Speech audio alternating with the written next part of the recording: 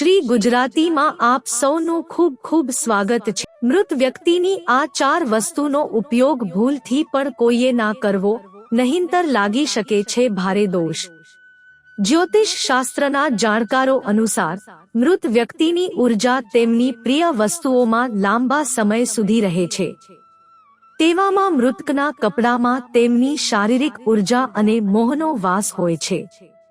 તેને પહેરવાથી વ્યક્તિની માનસિક સ્થિતિ પર અસર થાય છે અને જીવનમાં અવરોધ આવી શકે છે।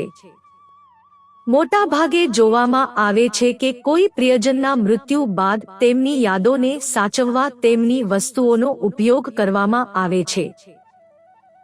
પરંતુ શું તમે જાણો છો કે અજાણતામાં કરવામાં આવેલી આ ભાવનાત્મક ભૂલ તમારા જીવનમાં મોટી અડચણ પેદા કરી શકે છે? જ્યોતિષ શાસ્ત્ર અનુસાર ઘણી વખત મહેનત કરનાર વ્યક્તિને અસફળતા અને કાર્યોમાં આવનારી અડચણનું કારણ પિતૃદોષ અથવા મૃત વ્યક્તિની વસ્તુઓનો ખોટો ઉપયોગ હોય છે।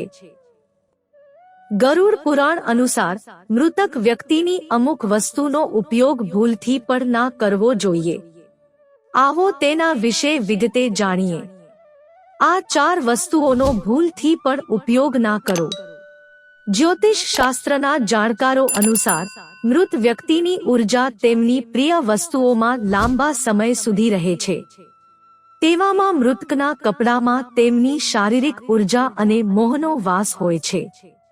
તેને પહેરવાથી વ્યક્તિની માનસિક સ્થિતિ પર અસર થાય છે અને જીવનમાં અવરોધ આવી શકે છે। ઘડિયાળ અને એક્સેસરીઝ। ગરુડ પુરાણ અનુસાર ઘડિયાળ સીધી રીતે વ્યક્તિના સમય અને જીવન ચક્ર સાથે જોડાયેલી હોય છે। મૃત વ્યક્તિની ઘડિયાળ પહેરવાથી જાતકના ભાગ્ય પર પ્રતિકૂળ પ્રભાવ પડી શકે છે। બૂટ ચપ્પલ। પગમાં પહેરનારી વસ્તુ શનિ અને રાહુ સાથે જોડાયેલી માનવામાં આવે છે। મૃતકના બૂટ ચપ્પલનો ઉપયોગ દરિદ્રતા અને સ્વાસ્થ્ય સંબંધી સમસ્યાઓને નિમંત્રણ આપી શકે છે। પલંગ અને ચાદર। જે બેડ કે પલંગ પર વ્યક્તિએ પોતાના જીવનનો અંતિમ સમય વિતાવ્યો હોય તેનો ઉપયોગ કરવાથી બચવું જોઈએ। આ નકારાત્મક ઉર્જાનો સૌથી મોટો સ્ત્રોત બની શકે છે। ઘરેણાંનો ઉપયોગ। સોના કે અન્ય કિંમતી ઘરેણાં કોઈ પણ વ્યક્તિના મોહનું કેન્દ્ર હોય છે। શાસ્ત્રો અનુસાર મૃત મહિલા કે પુરુષના ઘરેણાં સીધી રીતે ધારણ ના કરવા જોઈએ। ગરુડ પુરાણ અનુસાર ઘરેણાં પ્રત્યે આત્માનો લગાવ સૌથી વધારે હોય છે। જો કોઈ તેને શુદ્ધિ કર્યા વિના પહેરે તો સ્વર્ગસ્થ આત્મનો મોહ જાતક તરફ આકર્ષિત થાય છે, જેનાથી ઘરમાં અશાંતિ અને કાર્યોમાં અડચણો આવવા લાગે છે। ઉપયોગ કરવાની સાચી પદ્ધતિ। જો ઘરેણાં કિંમતી છે અને તમે તેનો ઉપયોગ કરવા ઈચ્છો છો, તો તેને પીગાળીને નવા રૂપમાં લો। ઉદાહરણ તરીકે, જૂની વીંટી છે તો તેને પીગાળીને નવું લોકેટ કે બંગડી બનાવી લો। આમ કરવાથી તે વસ્તુમાં જૂની ઉર્જા અને મોહ સમાપ્ત થઈ જાય છે।